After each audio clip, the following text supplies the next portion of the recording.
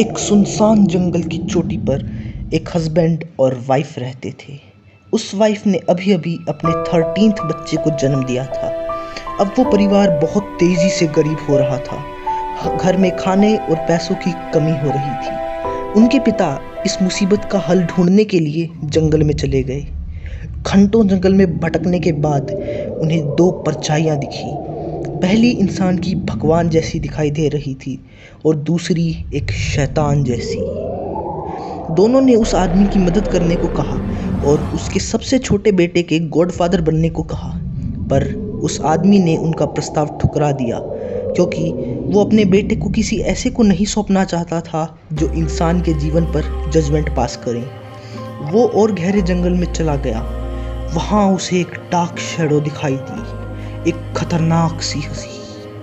वो थी खुद डेथ, जो उसके सबसे छोटे बेटे की गॉडफादर बनने आई थी।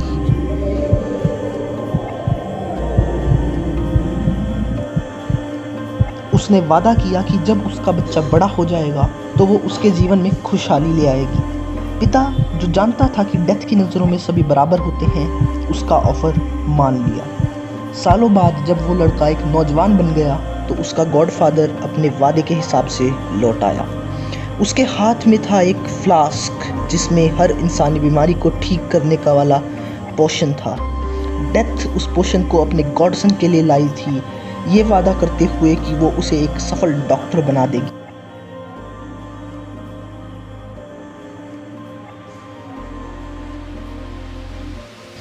पर वो शक्तिशाली पोशन कुछ स्ट्रिक्ट रूल्स के साथ आया। अगर कोई बीमार है और डेथ उसके ऊपर है तो वो उसे बस उस पोशन के फ्यूम से ही ठीक कर सकता है, पर अगर डेथ उस व्यक्ति के पैरों पर मंडरा रही हो तो वो उस व्यक्ति को अपना मान चुकी है और डॉक्टर उसे बचाने के लिए कुछ नहीं कर सकता। समय के साथ वो डॉक्टर बहुत फेमस हो गया। वो मरीजों को उस शक्तिशाली पोशन के चुटकियों में ठीक कर देता और उसने जल्द ही अपनी गरीबी को दूर कर दिया।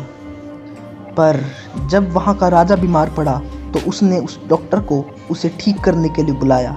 वो डॉक्टर वहाँ पहुँचा, पर जब वो राजा के कमरे में गया तो वो हैरान रह गया। डेथ राजा के पैरों पर बैठी थी। डॉक्टर राजा को बचाने के लिए सम्मान पाना चाहता था, तो उसने तेज़ी से बेड को घुमाया और राजा की पोजीशन बदल दी, और इससे डेथ राजा के पैरों के पास नहीं रही और उसने राजा को पोषण देकर अकेला छोड़ दिया। डेथ बहुत गुस्सा हो गई।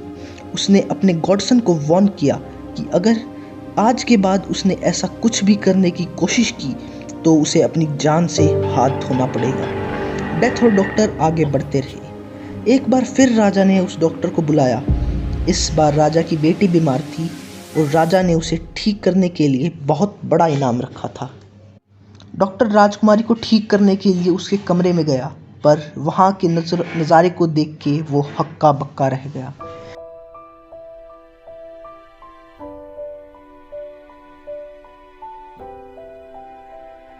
वो राजकुमारी की सुंदरता में इतना खो गया कि उसने राजकुमारी के पैरों पर डेथ को भी नहीं देखा।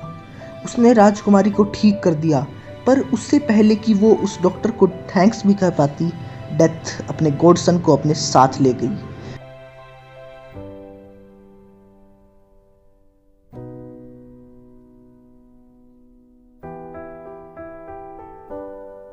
डॉक्टर ने खुद को एक बड़ी गुफा में पाया जिसमें हजारों मोमबत्तियां थी, जो जिंदगी की ड्यूरेशन को रिप्रेजेंट करती थी।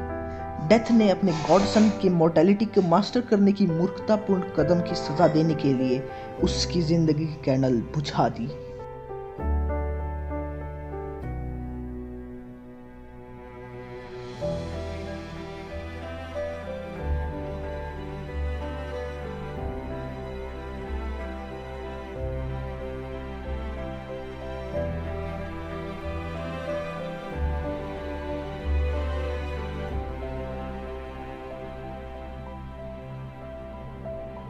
उसके जीवन को की आग बुझ चुकी थी और बचा था तो सिर्फ कैंडल का धुआं।